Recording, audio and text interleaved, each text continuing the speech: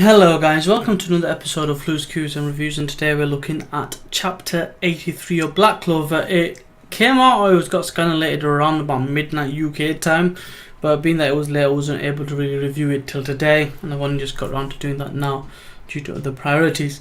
In any case, the chapter was really a troll, especially from its title, because the title was Infiltration, and the infiltration part of this chapter really ends very quickly. I will say that normally as a 5-point review, but there was only 3 real main kind of elements, so it'll be a 3-point review plus speculation and more gloating, I guess, on my part, but you'll see why. Anyway, let's get on with the review. So, point number 1.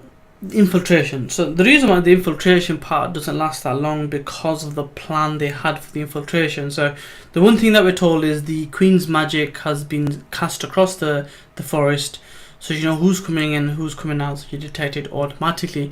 There's also security golems that kind of roam the area as well, so as long as you can avoid them and avoid being detected by the magic, you'll be fine. So one of the ways they decide to do that is through an invisibility cloak, kind of Harry Potterish, I guess, which is cool because it's in the same elements. So they get this cloak, they're hiding behind it, and they use one of the jokes that they used from last week, which was the whole, Finzel getting butt naked, which is kind of like a play on Grey's butt nakedness. So that was kind of funny, but it was one of those where it was kind of like, it was a bit pointless that they even tried, but I think this part of the course of the story, and it's just a plot point that we need to overlook.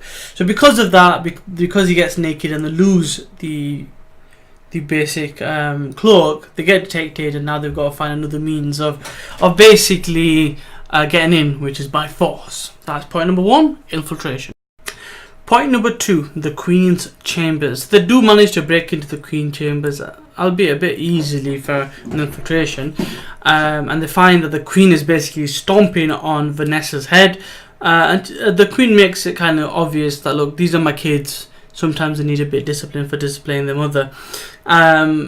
They get into a bit of a skirmish, and Asta basically tries using Finral's attack to get behind her and attack, and a lot of things happen, but in a nutshell, she basically says, which is the key moment, is Vanessa promised to be the slave, a slave to the Queen for the rest of her life if she healed Asta.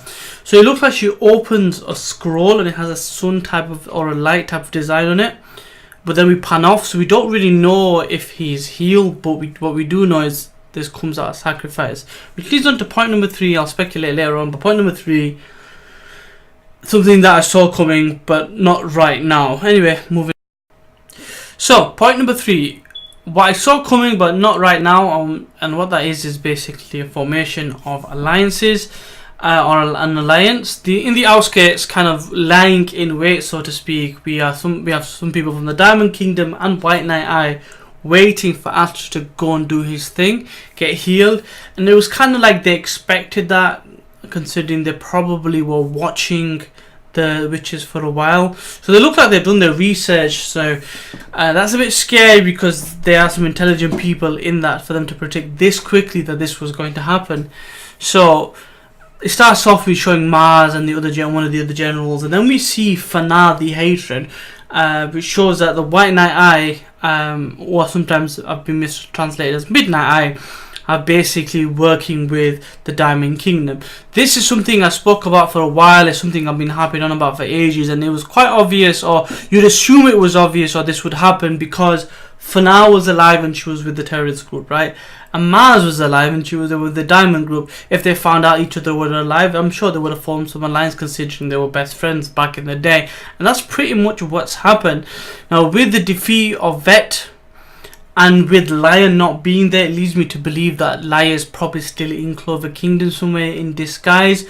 That's probably going to be something crazy that's going to come out. It's probably going to be a weird situation that we'll find out later on about.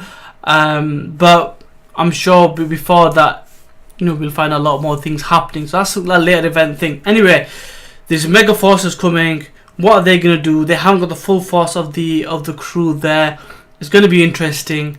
Let's see what happens. I think this is going to be an opportunity for the witches to show their abilities, and also the Queen to ally with the Black Bulls. However, it could also be a ploy from the Queen, who might actually be working with the enemy, I guess. But if she isn't, what's probably going to happen is she's going to see the end of her ways, help Asta out, help Vanessa out, and have some type of change of heart.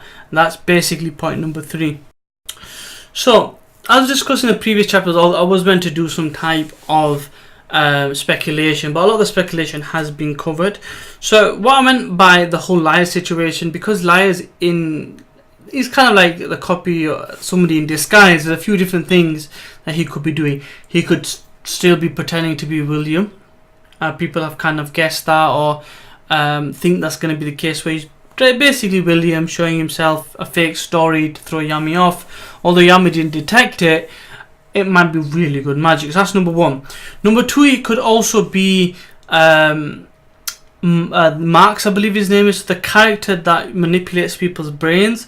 That could also have been basically liar. And the third is basically him pretending to be the Sorcerer Emperor. The Sorcerer Emperor is either kind of trapped somewhere, and him, Sorcerer Emperor, is a possible scenario. Now, in regards to what else is going on, there's not a lot that we can really discuss, because if you look at the crew, the main members of the crew aren't there. So what this leads me to believe is, I'm hoping that bit by bit they start coming. So as the chapters go, maybe Charmy and Grey turn up, or then maybe Gouch and whose name I can't remember, the guy that basically looks like Marilyn Manson in a German uniform, maybe they turn up. So I'm hoping that the crew come together, and then, you know, the main guy turns up, because we have at least 2 generals there, and we have Fana the hatred, or Fana of the hate. So it's going to be interesting to see them come in bit by bit. They might get helped by somebody else, hopefully Golden Dawn. But what I don't want to happen is to fight Golden Dawn constantly, figure out all the strengths and weaknesses, and then we don't have that element of surprise on the good guy side. In any case, that is my review, a quick review, quick chapter breakdown, few thoughts and speculations of my own. Sorry it's late, hope you enjoy it. Let me know in the comment section below what you thought. As always, if you haven't, please subscribe, I greatly appreciate that, and I'll see you next time.